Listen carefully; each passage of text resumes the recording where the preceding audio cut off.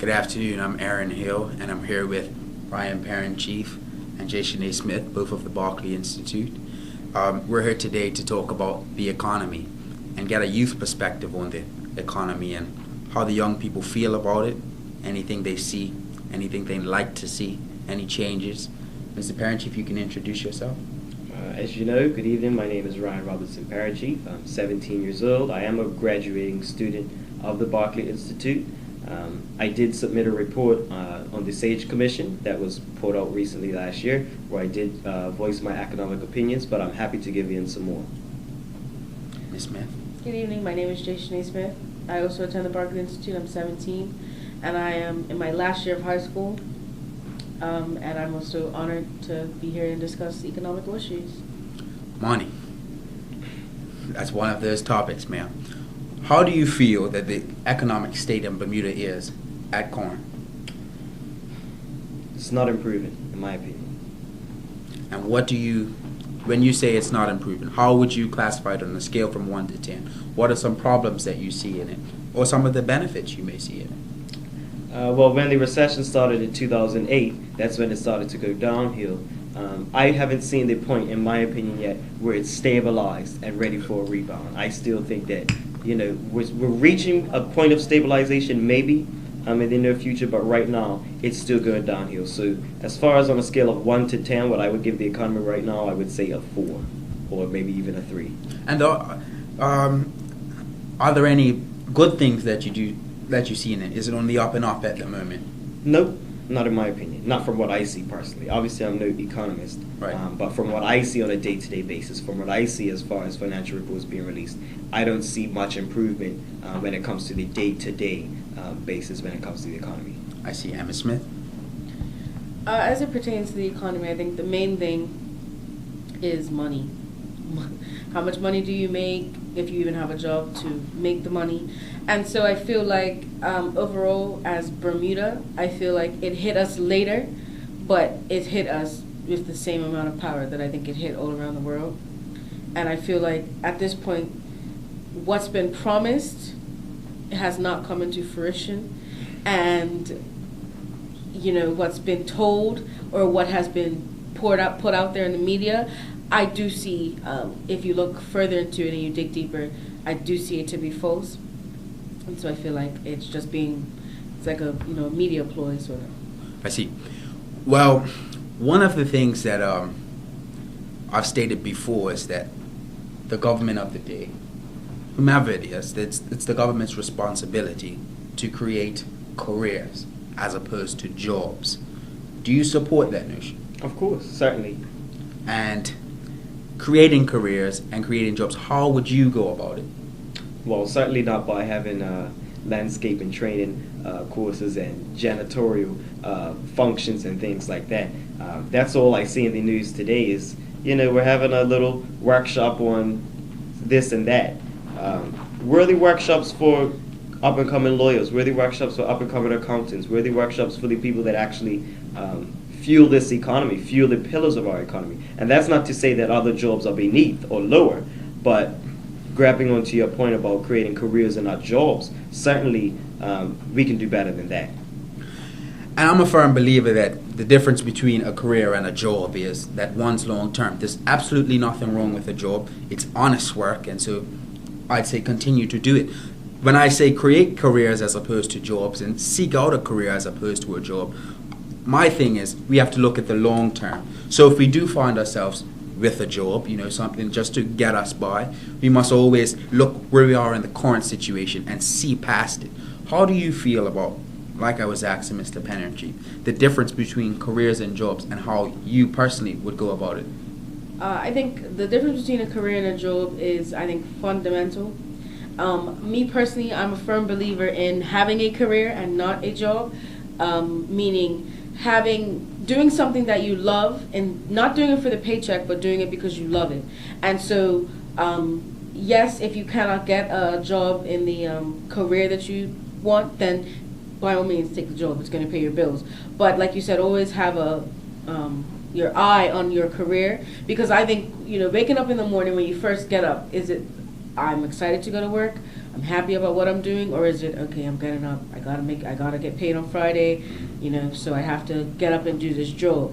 And so a career, I think, is essential, and I think in order for someone to, I think, be fully happy and fully almost like a self-fulfillment. right, like it's like a self-fulfillment for them. I think people who get to accomplish their career, I feel like they've reached almost that self-fulfillment.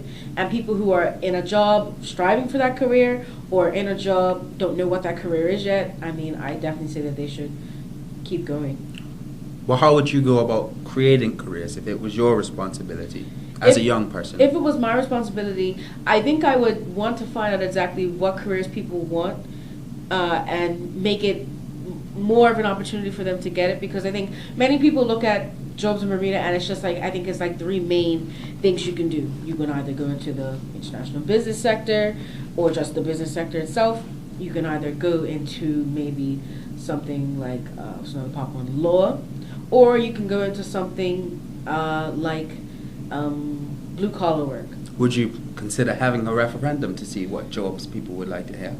Yeah, I think having a poll of what jobs people would actually, because I feel like when you bunch them into that category, they don't have much room to grow, or so it's either you become a lawyer, you go into international business, or you are a blue collar worker and you're a carpenter or plumber, you work for works in engineering, or anything like that.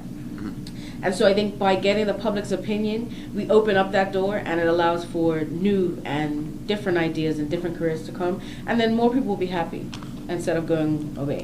What is your perspective on international business in Bermuda? Well, obviously, I think it's certainly, as it's one of the main pillars of our economy, it's certainly vital to Bermuda.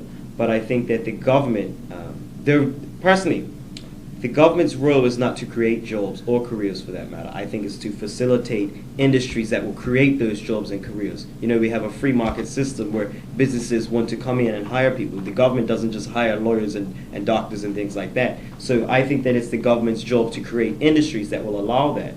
When it comes to international business, that's been around for, just over a decade, maybe a couple of years.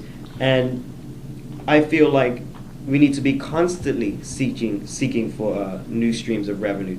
We got satisfied with tourism. That died out. International business saved us. We got satisfied with international business. We haven't learned our lesson yet. What are we going to do if international business dies out? Or now, as we see in the economy with this recession, now that it's not all that it's cracked up to be as far as providing those jobs that we need. So certainly when it comes to the aspect of jobs and careers, it's the government's job to create new industries that will allow the next best thing to come along, so we don't just have to rely on two pillars. I understand. But what about when the government promises to create jobs and careers for the people? Well, piggybacking off of my point, it's not the government's job to create jobs. But if you're going to promise it, certainly you have to have something in mind. So, they may not have an obligation to open up job positions in government, but certainly being that they've promised jobs, they have an obligation to create some sort of method that will hire new careers. If they hadn't promised that, I would let them get off on that point about how it's not their role to create jobs. Mm-hmm. But the fact that they promised that shows that now they have an obligation to either boost this economy to a point where people are hiring and those jobs are given, or create a new stream of revenue where we will have jobs. I think that Bermudians find ourselves in a position where we have been promised jobs. 2000, I think it was. But I find it interesting, the fact that the jobs that are being created, they aren't jobs that the real Bermudian would need to fulfill his life, to provide for his family, his kids that are going to school that need school clothes, a pot washing job. That doesn't cut it for a Bermudian. Jobs like, this is honest work, and if we get this work, surely take it. But we must be realistic with our goals. When we say we're going to create jobs for Bermudians, we should be thinking careers as opposed to jobs. You agree? I certainly agree, and I think there's a lot of things that can be done. I don't think the economy will turn around, and I don't think it'll be benefited, especially by the austerity measures that are being put in place. I know personally, at Berkeley, I'm taking an international business and government course. And one of the first things we learned was during times of surplus, you cut back. During times of recession, you spend. So I'm thinking this is things that are being taught to public school students, high school students, private school students, England, Caribbean. This is a basic concept that's being taught. When you have a lot, that's when you can cut back. If you cut back on those government jobs, if you give a couple furlough days, people have plenty other options. But if you wait until the recession hits to start cutting back, as opposed to spending, that's only going to put us in a deeper hole. So I think that as far as the previous administration, they failed in their job. They had a job to do, which was in 2007, when we were at our peak time. They should have been cutting back then. So that now that here we are in 2014, where we're in a deep recession, we would have that money to spend. Sure. Certainly the government should be spending now, but we would certainly have had more. So I think that as far as going back to my opinion on how the economy is not turning around, I think it will get worse with the austerity measures, with the pay cuts, with the furlough days, because people already have limited funds due to this recession, and now they're being cut back more. So not only are we making the situation worse, but we're not actually giving the students graduating this year and in the next couple of years something to look forward to. And that's exactly why when you go into education, you see that there's been a brain drain where students are going away and never coming back. Well, we seem to have identified some of the issues in the system. How would you, or rather, what is your advice to the average Bermudian out there facing this economy? It's a reality. This is what it is. It is what it is. What is your advice to the average Bermudian to face it? To the average Bermudian who is in such a dire economic state, many people are without jobs and don't have the money that they used to. I think it's fundamental for them to understand that we are in a hard place now, but giving up isn't gonna help you in the long run. And so I think for a household, when you get into harsh economic times like this, I think it's good for people to save, but also not to overspend and like splurge. Mm-hmm.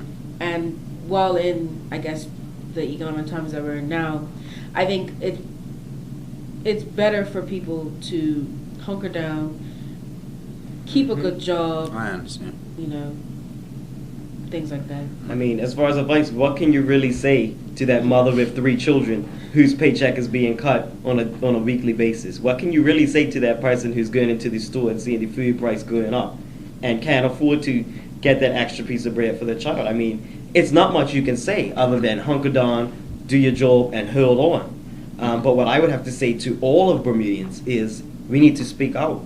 Obviously, you can't just shout in the streets for jobs and somebody will give them to you.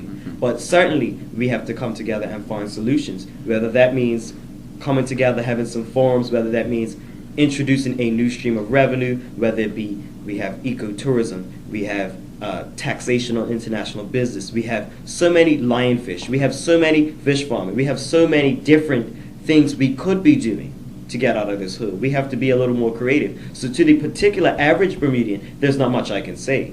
But to people as a whole, certainly we need to come together and start talking about some solutions rather than just saying we need jobs. And I understand your point saying there's not much you can say to the average Bermudian because it's not much that they can do do to change it, I should say. That's what I'm getting from the both of you. But what would be your message to the people that can change it, the government? What would be your message to them? I mean, well, I basically just stated it. I mean, austerity is not the way.